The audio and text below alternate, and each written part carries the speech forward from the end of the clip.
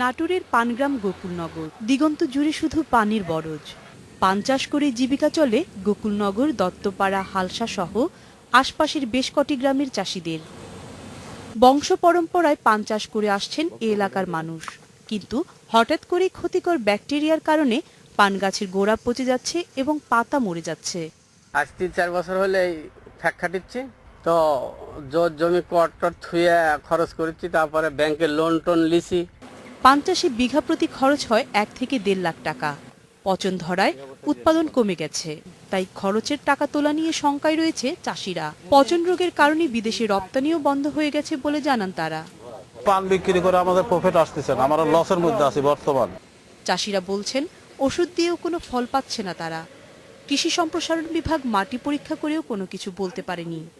কৃষি কর্মকর্তা আসে না, তারা কোনো পরামর্শ দেয় না, দেখাও না, শোনে না। আমরা ক্ষতিগ্রস্ত হয়ে যাচ্ছি বিরাট ধরনের। যা করা যায় আমরা সেইভাবে কাজ করি, কিন্তু কোনো কাজ হচ্ছে না। কৃষি কর্মকর্তারা জানিয়েছেন শিগগিরই বরজ পরিদর্শন করে প্রয়োজনীয় ব্যবস্থা নেওয়া হবে। হাইজিনের বিষয়টা জন্যই মূলত এটি হয়েছে এবং সালমোনেলা ব্যাকটেরিয়ার জন্য। সেই জন্য আমাদের ট্রেনিং হয়েছে এবং বাণিজ্য মন্ত্রণালয়ের তত্ত্বাবধানে আমরা কৃষকের তালিকাও তৈরি করেছি। সেই কৃষকদের প্রশিক্ষণ অচিরেই শুরু হবে। দ্রুত প্রয়োজনীয় ব্যবস্থা গ্রহণ করে পান বরজ রক্ষার দাবি চাষিদের।